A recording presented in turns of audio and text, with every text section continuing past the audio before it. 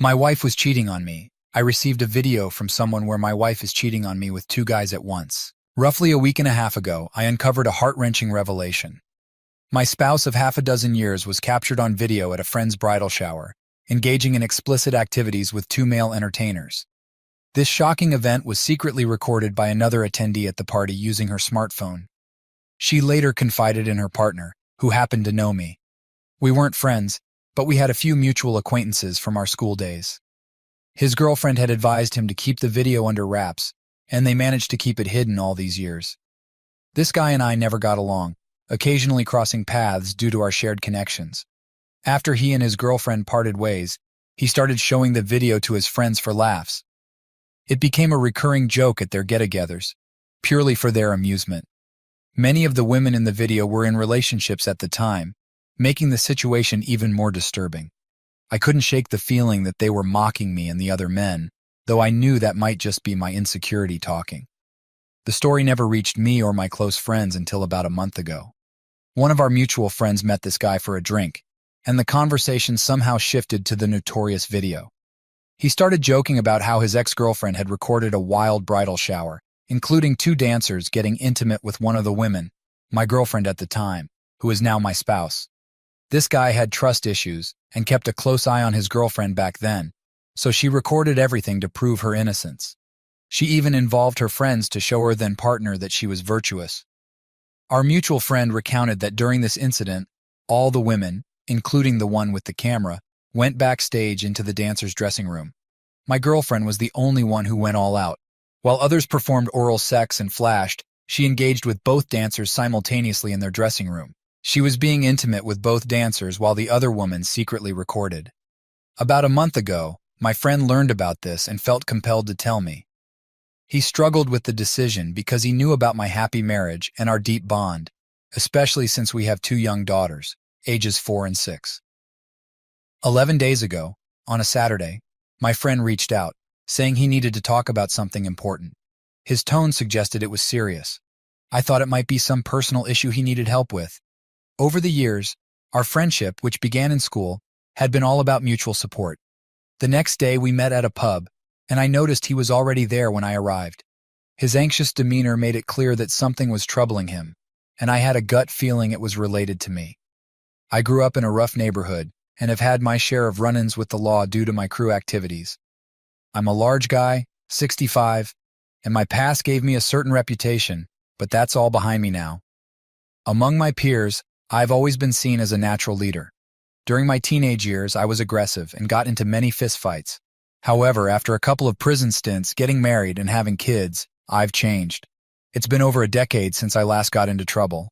I'm more composed and mature now, with 2 kids and a stable job as a union electrician. One of my friends has been close to me since school. I used to protect him from bullies as he's a year younger.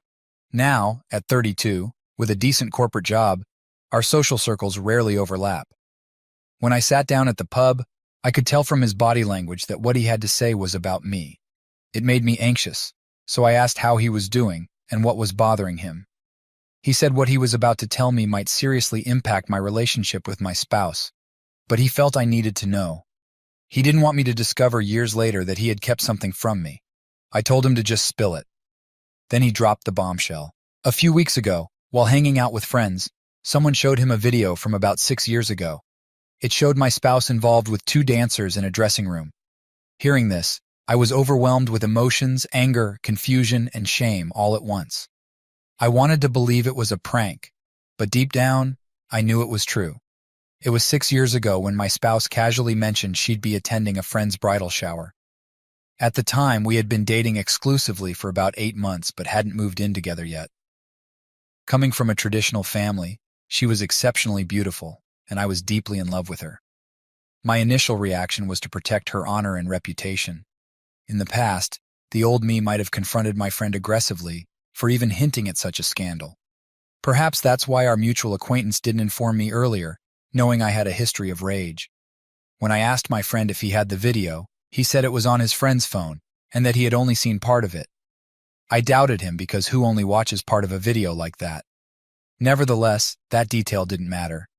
I realized my friend wouldn't bring me here just to mess with me about something this serious, It would be too risky considering my temper. So I asked how I could contact the guy with the video, and my friend said he could set something up. When I requested the guy's phone number, my friend stepped outside to make a call. We went outside together, and upon returning, he told me the guy wasn't answering, but had sent a text. My friend assured me he'd keep me updated once he got a response. At that moment, I wanted to leave the pub and immediately call my spouse, but my friend advised me to take some time to think things through before doing anything rash. I decided to stay and talk about my relationship with my spouse, which had been wonderful up to that point. I never expected her to be involved in something like this. During the first year of our dating, she showed a bit of a wild streak, but I had no idea it was this wild. After that first year, it seemed like she had left her party phase behind. However, she does change when she drinks. When we started dating, she was still in that party phase, but that's no excuse because we were committed when she attended that bridal shower. Like any relationship, ours had its ups and downs. Her issues with alcohol were a problem at one point, but she got them under control mainly because of our first daughter.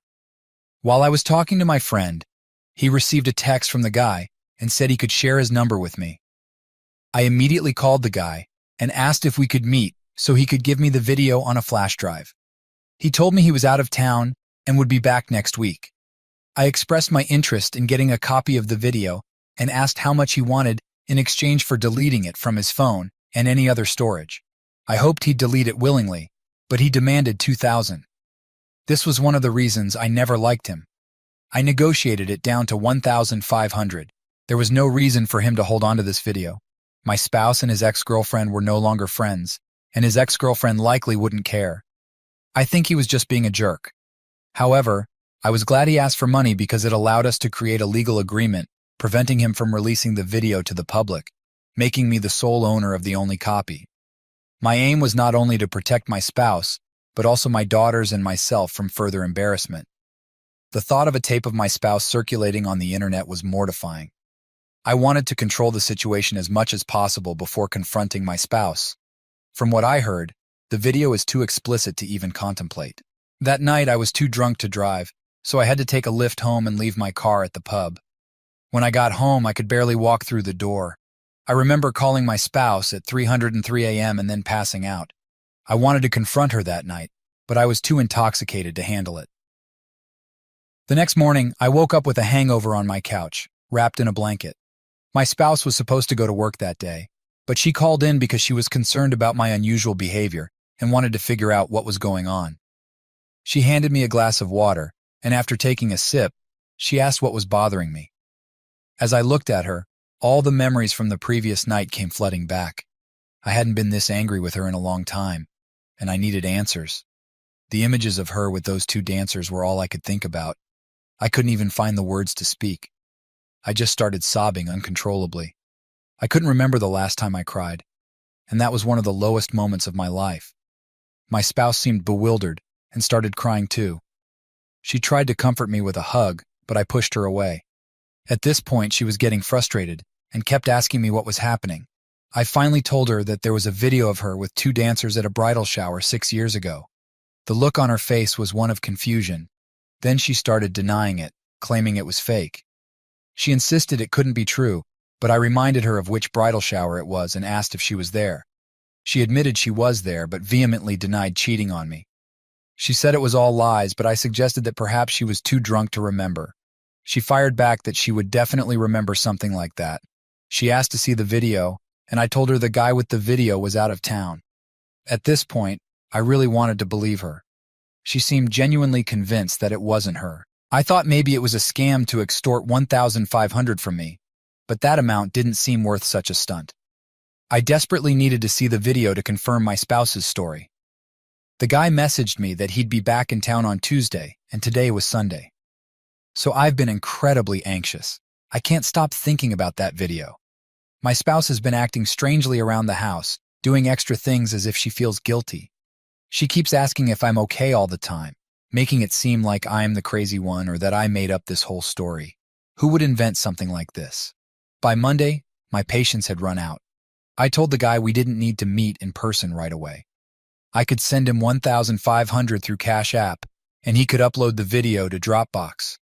He claimed he didn't have enough space on his Dropbox and couldn't delete anything to make room for the video, so I suggested he create a new Dropbox account, which he did. By Monday evening, I had transferred the money, and he sent me a link to the video. When I opened the link, my heart sank. The video started with a group of women, including my spouse's friends, cheering as the dancers performed. Then I saw my spouse touching the dancers inappropriately. The scene shifted to a dressing room where my spouse and 2 other women were on their knees preparing the dancers. There were about 5 men, if you get my drift. Then came the most gut-wrenching part. My spouse, still partially clothed, was engaging in explicit acts with the dancers. The video was as graphic as I feared, and it was unmistakably her. Her voice, her mannerisms, everything confirmed it. This private moment, which should have been ours alone, had been shared with strangers. The dancers seemed aware they were being recorded but didn't care. Whether my spouse and her friends knew about the recording was unclear, because they never acknowledged the camera. My spouse wasn't coerced into anything. She was seeking attention and even taking the lead. She gave herself to these men she just met that night, while I had to wait 2 months before our first intimate encounter. Now everything I thought I knew about her was in question. In our current relationship, her closeness to me had always been significant, especially after our second daughter was born. Yet here she was, eagerly engaging in acts with complete strangers without holding back. I needed to vent, because I always believed there were special moments you share with someone you love, and it feels like that belief has shattered. This is seriously affecting my self-esteem, and the worst part is the nagging thought that I wasn't enough for her back then, and maybe I'm not enough for her now. I'm carrying a few extra pounds now, but back then I was in good shape. I'd like to think I'm a good-looking guy, but despite that, she did this willingly. I'm curious if anyone else has experienced something like this, because it feels like I'm alone. Up until this video, my spouse seemed perfect, a wonderful mother to our daughters, taking care of me and not lazy like the unfaithful wives I've read about. She's very traditional now, although she wasn't when we started dating. That transformation makes it even harder to just walk away. Regarding protection, they did use it. Not that it changes much, but they were using protection, and she was so into it that she probably wouldn't have noticed if they weren't. I remember how adamant she was about using protection the first time we were intimate, which actually impressed me back then. This whole situation makes me question if our relationship has been a lie. Maybe I don't really know her. She swore the person in the video wasn't her before I showed it to her. If I hadn't seen it myself, I might have believed her. She was that convincing. Now I'm wondering what else I'm believing that isn't true. When she came home that evening, I connected the video to our TV so she could see it clearly.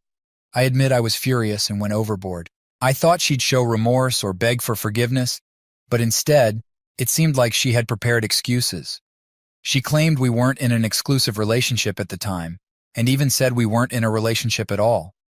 I fired back that even if she was right about us not being exclusive then, though we both know she's lying, how is it ever normal to be intimate with 2 men at once?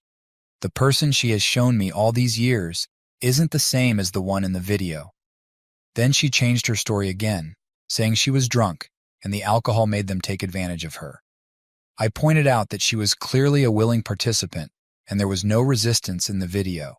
She countered by saying the video was doctored and didn't show the whole picture. She blamed alcohol, but she wasn't that drunk. Her motor skills were fine, and she wasn't slurring her words. She kept lying and making excuses. I didn't want to argue, but it felt like she was dodging full responsibility. She got upset with me for bringing it up, saying it shouldn't matter, because we were just friends with benefits then, not in a committed relationship. She argued that it was in her past and asked how I'd feel if she held my past against me, saying she accepted me for who I was. She questioned why I couldn't do the same for her. We've never had a violent relationship, and I had never thought about it, but her dodging responsibility brought me close. I didn't want to wake our kids, and I couldn't stand being around her that night, so I packed some clothes and left to stay with a coworker because I didn't want to do something I'd regret, especially since I was on probation. Update. I packed some of my regular and work clothes and went to stay with a single friend who's also a coworker. My spouse kept calling me, begging me to come home, but I ignored her calls. I knew I'd have to face the situation eventually, but I was too angry to be around her. She bombarded me with texts, accusing me of being unforgiving about her past, while she had forgiven me for my time in prison for aggravated assault and my 10 years of probation, which had held me back in life. I didn't go to college, but my spouse did, and she works as a physical therapist. Even so, I earn more as a union electrician and by taking on additional profitable projects in the evenings. Our marriage started feeling like a joke, and I began to question who she really was. When I proposed, I wasn't under the illusion that I was marrying a saint. I knew everyone has a past, but this felt like too much. I thought she was just a typical party girl, and when I asked her how many guys she had been with, she said 5. That was clearly a lie, since the bridal shower added a significant number to her count. I knew about 3 of her past boyfriends and 2 short flings, but who knows how many more there were. Despite everything, part of me believed we had a solid relationship, but another part of me wondered what other lies she had told. I was deeply confused, and my life felt like it was unraveling. Staying with my friend wasn't a long-term solution because I had work projects to complete and deadlines to meet. My house also doubled as my storage and office for all my equipment, so hiding out indefinitely wasn't an option. 2 days later, I had to go back home because of my responsibilities as a dad and a looming contract deadline. Divorce or legal separation hadn't even crossed my mind yet. I was still trying to process everything. I felt deeply depressed, lost my appetite, and had a strong need to talk to someone. My dad has always been my go-to in times of trouble. When I was younger, I didn't often listen to his advice, which got me into a lot of trouble. But as I've gotten older, I've learned to heed his words more. So I called him and shared my situation. He was as surprised as I was. He never expected my spouse to be that kind of woman, though he knew she had a troubled past, much like myself. My parents liked her because they thought she brought out the best in me and considered her a positive influence. She had a talent for showing them only what she wanted them to see. Most people wouldn't suspect a thing about her unless they were really close to her. My dad, married to my mom for 40 years, had some wisdom to share. He pointed out that things were different in their day. Women didn't have access to social media, which has changed how people seek validation and attention. Nowadays, women can attract attention from men all over the world through social media. This was something I found out more about when I checked my spouse's social media accounts, but I'll get to that later. My dad advised me to return home and be a stable presence for the kids. He suggested listening to my spouse without judgment to reduce her defensiveness and to consider reconciliation if she was willing to put in the effort. He emphasized that the grass isn't always greener on the other side, and that another woman could deceive me just as easily. He acknowledged that it would be hard to forget what happened, and if forgiving her became too difficult, I should start considering alternative plans. After talking with my dad, I felt more determined to face the situation. When I went home to take my daughters to school, my spouse wanted to talk privately. I told her we could talk later that night, and it seemed like she had been crying for hours. Honestly, I didn't feel much sympathy for her because she hadn't admitted to any wrongdoing. I received a text from the acquaintance stating he had deleted the footage and no longer had it. I had to take his word for it since I couldn't verify this. I also informed him I would be sending some legal papers as we had agreed. That evening, my spouse was home when I returned. I was prepared for her to admit she had cheated on me, essentially confessing she had lied about who she was at the start of our relationship. She was on the balcony when I arrived, but looking at her felt like staring at a stranger. The image I had of her was shattered. I always thought I was the only one with a troubled past, but at least mine is out in the open, and I take responsibility for it. When I got home, she was sitting on the balcony. We usually spent time there in the summer because the weather is pleasant then. She greeted me, but I didn't respond. I went inside, took a shower, and changed out of my work clothes. A few minutes later, I joined her on the balcony with a beer in hand. We sat in silence for a while. I wanted to see what she would say, what excuses she might come up with. She began by apologizing for her infidelity, saying it happened during a different phase of her life. She explained that when our relationship started, she wasn't sure it would last and was still in a partying phase, doing things she now regrets. She expressed remorse and claimed she had been faithful to me since then. I interrupted her, asking why she had been intimate with those men the same night she met them, while I had to wait months for her to be close with me, even though she said she wasn't ready. Her response was that she wanted our first time to be special and meaningful, unlike her encounter with the dancers, which meant nothing to her. This explanation felt hollow to me. I brought up the fact that she had been intimate with them on the first day, questioning why I had to wait for a special occasion. It seemed like she was using closeness as a reward for me while she had no problem engaging with strangers in explicit ways in front of her friends. I also asked if there were other affairs she had that weren't recorded. She denied it, but I couldn't believe her. She told me to check her phone and social media, insisting she was honest. I pointed out that if she had time to craft her story, she had time to delete any evidence. Although I didn't really expect to find anything, I took her up on the offer. She gave me her passwords, and after our talk, I felt she had partially admitted her wrongs. Still, I doubted she was being completely honest, and my trust in her was shattered. Despite this, I decided to follow my dad's advice and give our relationship another shot. That night, I couldn't bring myself to sleep in the same room as her, so I asked her to sleep in the guest room. The following day, I tried to resist the urge to check her social media, thinking she must have cleaned up anything incriminating. But I couldn't get it out of my head and found it hard to focus at work. Eventually, I gave in and went through her social media accounts, reading all her messages. This obsessive behavior was unhealthy, but I couldn't stop. Though she wasn't posting anything explicit, I was shocked by the number of guys messaging her. She was deleting these messages to hide them from me, as I had set up notifications and messages would disappear before I could read them. I figured this was typical attention for attractive women, even those who weren't suggestive. Most messages came from men in other countries, which I didn't find too concerning. A week passed and our relationship remained tense. We were talking, but we hadn't been close since I discovered the affair. My spouse was trying to reconnect, but she grew tired of my reluctance to move past it. She suggested marriage counseling because she couldn't handle my behavior anymore. I told her this wasn't something I could just talk away with a counselor. I wasn't sure our marriage could survive the affair, and my constant monitoring of her messages was wearing me down. So I decided to stop, even though it made me feel worse and trust her less. I started to feel like people were talking behind my back. Once, at a local bar with friends, I noticed acquaintances hanging out with the guy who sold me the video. They seemed to look at me and then turn away like they were mocking me. I felt paranoid, but the video made it hard to shake the feeling that everyone was laughing at me. It was disheartening, leaving me depressed, ashamed, and angry. I felt disrespected, and the old me would have confronted them. But instead of causing a scene, I left the bar and went home early.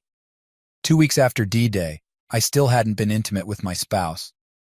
I was trying marriage counseling, struggling to move on and get close to her again. The affair was always on my mind. My spouse set up counseling sessions, and we got a babysitter for the kids. Before our first session, I worried the therapist might blame me, but that wasn't the case. The therapist addressed my spouse politely but directly. I won't detail everything, but it felt like an effort to make her be honest and rebuild my trust. More truths emerged, and my spouse's reaction suggested there might be more incidents we didn't know about. I didn't feel she was telling the whole truth, and the therapist seemed to share my doubts. We were given techniques to rebuild trust, but I wasn't convinced reconciliation would work. My spouse wanted to control what I knew. After our third session, she seemed to lose interest, feeling attacked. I learned things about her that shocked me, and she wasn't comfortable with this side of her personality coming out. She tried to switch therapists, but I refused. She made excuses to avoid sessions, sometimes canceling without telling me. It seemed she wasn't genuinely trying to take responsibility. 6 weeks after discovering the affair, I finally talked to the friend who told me about the video. I asked how many people knew about it. He said he was one of the last to find out.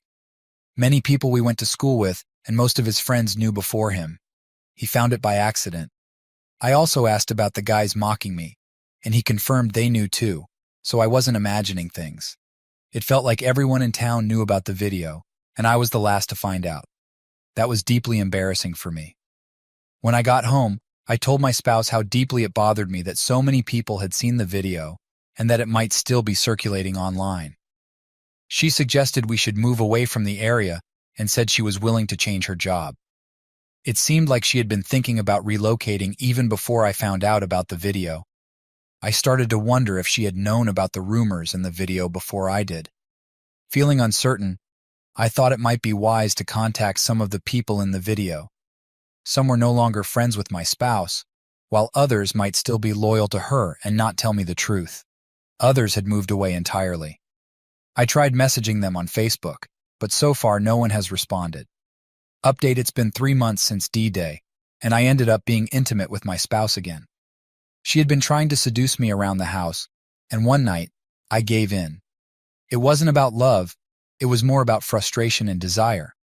For the first time since discovering the video, she stayed in the master bedroom. The next night, she tried to initiate intimacy again, but I wasn't interested. Normally, I wouldn't refuse her, so she got frustrated. She was willing to do things I used to beg her for, but I just wasn't into it. When she tried to cuddle, it felt suffocating. I endured it for another night, then started sleeping on the couch because I couldn't sleep otherwise. The next day, she told me she hated seeing me suffer over nothing and suggested giving me a hall pass for a year. I told her that wouldn't change the fact that she wasn't the person I thought she was. Being with other women didn't interest me. I wanted something meaningful with someone I loved, but I didn't feel like I could get that from her anymore. 4 months in, I called my dad and said I didn't think I could forgive my spouse and was considering legal separation. He suggested I move out for a couple of months to clear my head. When I got home, I told my spouse I'd be looking for an apartment nearby so I could still see the kids. She begged me to stay, but my mind was made up. Update: a week later, I signed a month-to-month lease for a furnished studio apartment close to home. I had been second-guessing the separation, not wanting to leave my kids or spouse. I tried to stay, but I felt a temporary break was necessary for my mental health. I didn't plan to move out permanently. I just needed time for myself. Plus, I still had keys to the house where I kept my work tools and equipment. The night before moving to my apartment, I had a huge argument with my spouse. She accused me of being irrational, saying she had given me space throughout this whole ordeal.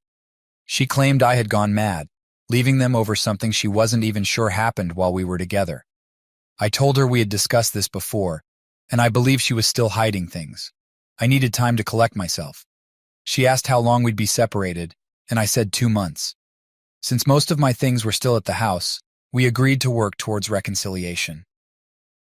After moving into my studio apartment, I felt a sense of relief. The first day was tough because my spouse was very upset, even telling our 6-year-old daughter that I had abandoned them. Who says that to a 6-year-old? When I took my daughter to kindergarten and my 3-year-old to daycare, my daughter told me Mom had been crying and said Daddy had abandoned them. I reassured her that I hadn't abandoned them because I was still taking them to school. After dropping them off, I called my spouse and told her she should be ashamed for manipulating our kids and lying about me. She refused to admit any wrongdoing, insisting I had abandoned them in her eyes. I reminded her the only difference was that I wasn't living there, but I was still fulfilling my duties as a father. The next day, I took my kids to school and daycare, and they seemed happy. After that, I went to work, then straight to a client's job site to finish some projects, and finally back to my apartment to rest. This became my daily routine. I avoided socializing because I didn't want to run into anyone who had seen the embarrassing video of my spouse or face any more ridicule, so I kept to myself. My spouse and I discussed relocating when we reconciled, but for now I was too busy. I didn't see her for the rest of the week, but we talked on the phone regularly, mostly coordinating the kids' activities. Sometimes she even dropped off food at my apartment. It was a stress-free week with no arguments, no kids crying or demanding attention. It felt like a partial vacation. I even thought that once this was all over, I might move back into my house. I decided to take some time away from my spouse and kids to clear my head. Some friends go on week-long hunting trips every season in places like New Hampshire and Vermont. There's one coming up next month, and I've been invited. I'd always put it off because my spouse found reasons why I shouldn't go, and I usually agreed. The prices can be high, but my buddy secured a group discount. The trip was a month away, but I had already bought my ticket. We travel in my buddy's RV, and it promised to be a lot of fun. It was something to look forward to during these tough times. The following weeks followed a similar routine. Midweek, my spouse called saying the dishwasher had broken and asked me to come and fix it. When I arrived at the house to repair the dishwasher, I was taken aback by how different the living room looked. Usually, I only visited to pick up the kids from the driveway or grab my tools from the basement without entering the main living area. As I fixed the dishwasher, I noticed my spouse had redecorated the living room with new curtains and a new couch. Curious, I asked her what prompted the changes. She simply said she wanted to refresh the space. After finishing the repair, I went to the master bedroom to gather some belongings and noticed she had bought a lot of new outfits. When I asked her about it, she mentioned she'd started going to the gym and was focusing on self-improvement. I couldn't help but feel a bit envious, wondering if these changes were her way of moving on without me. Even though I knew leaving was best for my peace of mind, I kept doubting my decision. 2 weeks later, as the weather turned colder, my spouse informed me there was an issue with the furnace. I came over to fix it and noticed even more changes around the house. I hadn't seen her up close since the dishwasher repair, and when I did, she looked different, thinner, and more fit. She was always in baggy pajamas, so I hadn't noticed her weight loss before. She explained it was part of her self-improvement journey. During our conversation, I got the sense she wasn't too interested in me moving back. Why would she be? She had me handling the kids and the finances, still paying my share of the mortgage, while she enjoyed the benefits of having a man around, without the responsibilities of cooking or intimacy. It seemed like she was getting the best of both worlds. I told my spouse about my upcoming hunting trip to New Hampshire, expecting her to object, say it was dangerous or expensive, but she didn't. She was surprisingly agreeable, which made me uneasy. I started to think maybe she had moved on and didn't care if I came back or not. That was the impression I got from her. 2 weeks later, I went on the hunting trip with my friends, returned a week later, and picked up my daughters for school. That Monday, as I pulled into the driveway and opened the car door for them, they seemed thrilled to see me. But then my 6-year-old asked if they were getting a new daddy, which struck me as an odd question. I reassured her that I wasn't going anywhere and asked why she thought they were getting a new daddy. She mentioned a guy named Robert who stayed at the house while I was away. Initially, I thought she might have mistaken him for my brother-in-law, but she knew him well enough not to confuse him with someone else. I even asked if she meant Uncle James, but she insisted his name was Robert, a name I had never heard before. Since my spouse had changed her passwords when I moved out, I couldn't check her social media or texts. The name Robert consumed my thoughts as I tried to recall if my spouse had ever mentioned him before. I noticed she was no longer enthusiastic about reconciling and seemed content with me being around just to fix things. I started to assume the worst, that my daughter was telling the truth, and there was a man named Robert involved with my spouse romantically. I decided to visit her that evening while the kids were asleep. I wanted to surprise her by showing up unannounced, but she didn't seem surprised, likely expecting me due to my recent out-of-town trips. Our relationship remained cordial, although the idea of reconciliation seemed to be losing steam. I still had keys to the house, so I let myself in. When she saw me, she asked if I was hungry, but I declined, expressing my desire to talk. We sat in the living room, and I confronted her straight away about Robert and why she was having an affair when we were supposed to be working on our relationship. I observed her body language closely. She nervously ran her fingers through her hair, a clear sign she knew she had been caught. Swiftly, she lifted her head and claimed Robert was just a co-worker who helped with household chores while I was away. I pressed her further, asking if this help extended to our bedroom. She gave me a strange look, and in a raised voice, I demanded an answer. She admitted they had slept together twice, but insisted there was nothing more to it. I didn't buy her story about it being just 2 times. I knew there was more to it. I asked her how long this had been going on. She initially tried to deflect by saying that if I hadn't left, this wouldn't have happened. I sensed she was avoiding the question, so I raised my voice again, demanding the truth. That's when she confessed they'd been emotionally involved for over a year, and it had recently turned physical. I reminded her that I had suspected something during our marriage counseling sessions, which was why she wanted to stop. The therapist had seen through her lies and wanted her to come clean. In hindsight, I realized I might have been deceived all along. I should have recognized that our relationship was built on shaky ground, since I didn't truly know who she was. I wondered how long their affair had been going on. From what I've read about infidelity, a woman who had multiple encounters at a bridal shower wouldn't be satisfied with a simple, ordinary relationship like ours. I couldn't believe her claim that the physical affair only happened while I was away. I sensed there was much more to the story. I asked her how she thought we could reconcile when she had been involved with this guy for who knows how long. She didn't deny it, implying it was far more than just the 2 times she admitted. When I calmly asked if she loved him, she hesitated, standing up from the couch. I told her it was time to stop playing games. A woman who had been intimate with dancers in front of friends wouldn't have done it just once. I told her I was glad she was happy with him and that I now had solid reason for a legal separation. I acknowledged that we had 2 wonderful daughters together, but it was time to end things. My doubts about moving out were now gone. I realized I had done the right thing by giving her the space to reveal her true self. Had I accepted her lies and gaslighting, I would have remained in the dark. Credit goes to our marriage therapist for opening my eyes, even if she didn't outright say my spouse was lying. The therapist pointed questions, and my ability to read between the lines made it clear. It was like watching 2 liars dance around each other, and I was learning from the sidelines. My spouse was adept at hiding her tracks, and I knew there was more she wasn't telling me. As I got up to leave, she said she still loved me, but I ignored her and walked out. That evening, I felt upset because I knew I wouldn't see my kids as often. There was no turning back, but I also felt relieved to finally see her for what she truly was.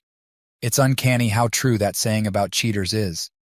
I'm not religious, but I slept well that night, feeling like the universe had aligned to reveal the truth. If my friend hadn't shown me the video, all these events wouldn't have unfolded to expose who I had been living with for 6 years. The next day, I called my dad to share everything. He reassured me that I handled things well and reminded me it wasn't my fault. He said everything happens for a reason, bringing hidden truths to light. My main concern now was my daughter's safety. I needed to know who this man my spouse had introduced to them was. You hear about men who date single moms for sinister reasons, and I couldn't forgive myself if something happened to my girls. The next day, I picked up my kids from school as usual. My spouse called to discuss our situation, insisting she still wanted to reconcile and promising to cut off contact with the other man. I reminded her that their relationship had been ongoing for years, so that wasn't the main issue anymore. She then tried to deflect, claiming their affair only became physical after I abandoned her and the kids. I saw this as a clear attempt to shift the blame, and I wasn't buying it. I pointed out that while we were supposed to be reconciling, she had brought another man into our home. I decided divorce was the right path and needed to focus on our daughters. She blamed me for giving up when I left, and I hung up to avoid further arguing. Despite her beauty, I knew she'd easily find another man, possibly even better than me. For my daughter's sake, I hoped she would. The worst scenario would be her having random men in the house, putting my daughters at risk. The next day, I reached out to one of her coworkers who had been with her for 2 years. I called unexpectedly and pretended to need a male physical therapist, mentioning a recommendation for someone named Robert. She said she didn't know any Robert at their current workplace, but remembered a Robert from their previous job who had been one of my spouse's clients. I thanked her and hung up, realizing my question had been deceptive, and she might tell my spouse about it. I had to confront my spouse about this Robert immediately. I called her and demanded the truth about Robert, pointing out he was a client for over 2 years, not just a coworker. She admitted he was a widower and a successful businessman who owned several hotels. She said he was trustworthy and they had chemistry, but couldn't pursue anything while she was married. When I left, she decided to give it a try. She tried to shift the blame onto me again while admitting her fault in the same breath. After my call with her coworker, I was convinced my spouse had been involved with Robert for a long time. I did a background check and found no criminal history, but I still felt envious of his success. I realized the importance of uncovering the full truth about my spouse's affairs. It was crucial for me to start fresh. Some might suggest a DNA test for my daughters, but I don't see the need. They resemble me. 2 months later, we finalized our divorce, sold the house, and split the proceeds. My spouse moved in with Robert, who owned multiple properties, though his main residence was 60 miles away. I relocated to a new city for a fresh start, found a better-paying job, and rented a condo with space for my work equipment. Adjusting to a new area and securing contracts was challenging, but I welcomed the opportunity. Although I miss taking my kids to daycare every day, we share custody, and I see them every other week. Life after divorce isn't as bad as I thought, and the custody arrangement gives me time to pursue my hobbies. I haven't started dating again as I'm focused on work and don't see myself entering a long-term relationship anytime soon.